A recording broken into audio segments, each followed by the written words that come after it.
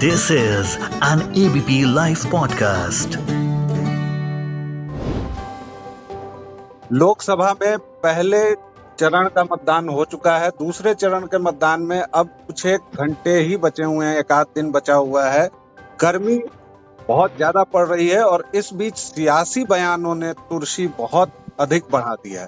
खासकर प्रधानमंत्री ने जब से कांग्रेस के घोषणा पत्र के बहाने एक समुदाय विशेष की बात की है, उन्होंने बांसवाड़ा में कहा कि कांग्रेस का जो वेल्थ डिस्ट्रीब्यूशन का प्रोग्राम है वो घुसपैठियों को बांटना चाहते हैं, जिनके ज्यादा बच्चे हैं उनको बांटना चाहते हैं। और उसके बाद विपक्ष समेत तमाम नेताओं ने उस बयान की कड़ी आलोचना की है। कहा है कि संवैधानिक प्रमुख को इस तरह का बयान शोभा नहीं देता। मैं हूं व्यालोक और इस तमाम मसले पर हम बात करेंगे प्रोफेसर आनंद कुमार से, भारत के जाने माने समाजशास्त्री, प्रोफेसर, विद्वान, वक्ता। सर, बहुत बहुत स्वागत है आपका। धन्यवाद, बहुत धन्यवाद आपको। सर, पहला सवाल, प्रधानमंत्री ने बांसवाड़ा में जो बयान दिया उसके बाद पूरे देश में एक तरह से राजनीतिक खलबली मची हुई है, इसको आप कैसे देखते हैं?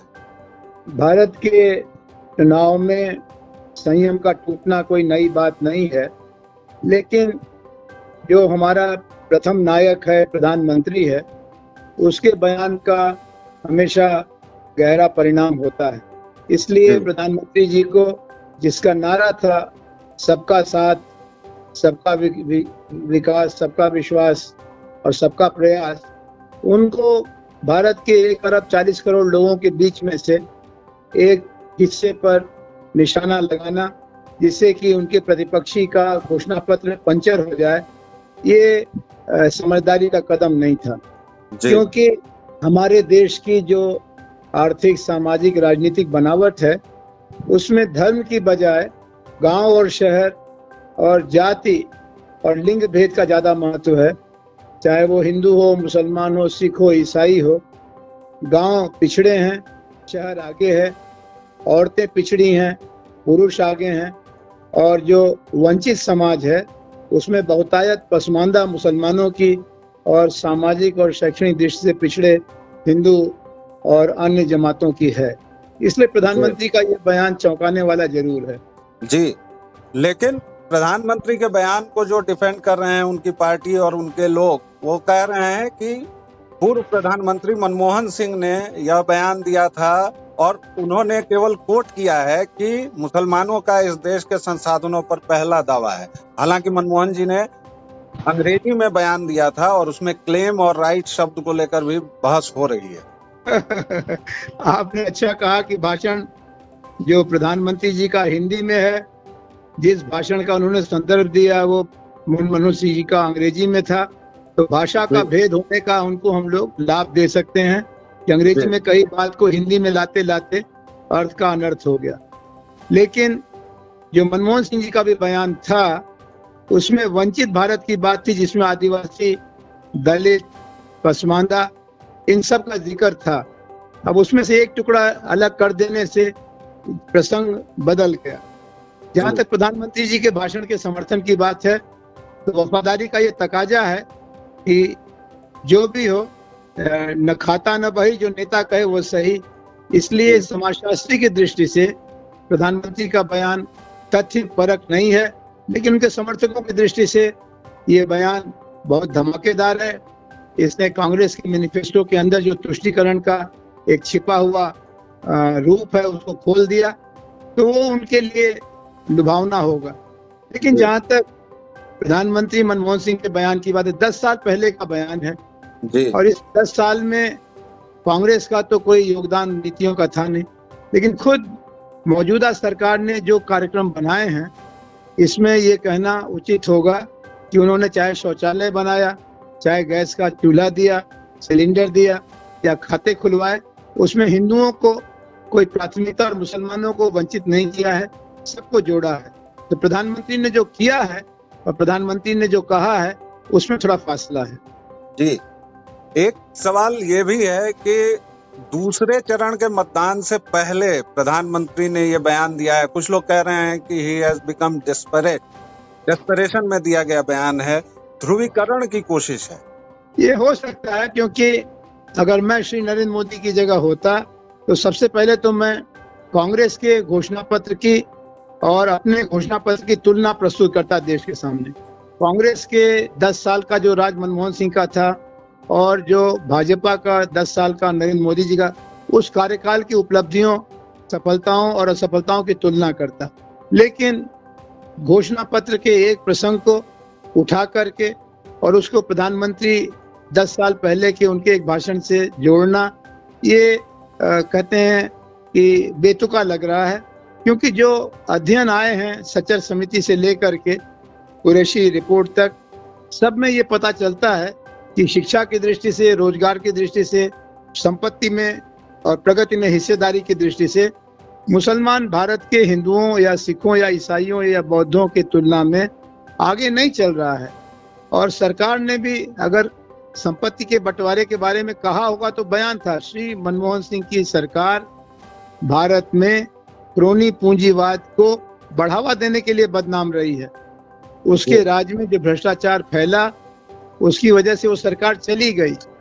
अन्ना आंदोलन हुआ, लोकपाल आंदोलन हुआ, तो मनमोहन सिंह जी के बयान का कोई आधार नहीं था, कोई असर नहीं था। जी, लेकिन प्रधानमंत्री नरेंद्र मोदी के बयान को डिफेंड करने वाले ये भी कह रहे हैं कि वह बांसवाड़ा में भारतीय जनता पार्टी के स्टार प्रचारक की हैसियत से बोल रहे थे। जब वह प्रधानमंत्री बनकर बोलते हैं तो सबका साथ सबका विकास कहते हैं, वह भाजपा के स्टार प्रचारक बोल रहे थे। और मनमोहन सिंह ने जब बयान दिया था तो वह राष्ट्रीय विकास परिषद में दिया था, सरकारी कामकाज के दौरान दिया था। देखिए, प्रधानमंत्री पद पर या मुख्यमंत्री पद पर या राष्ट्रपति पद पर जो आसीन होते हैं वो मूलतः राजनीतिक लोग होते हैं, लेकिन उनको इतना संयम बरतना अपेक्षित है कि वो अपने पद का सम्मान करें। अगर उन्होंने अपने पद का सम्मान नहीं किया तो दूसरे लोग भी उनको बजाय प्रधानमंत्री के एक दल विशेष के नेता के तौर पर देखेंगे और फिर मर्यादाएं टूटने लगेंगी। प्रधानमंत्री को स्वयं अपनी लक्ष्मण रेखा का ख्याल रखना चाहिए था।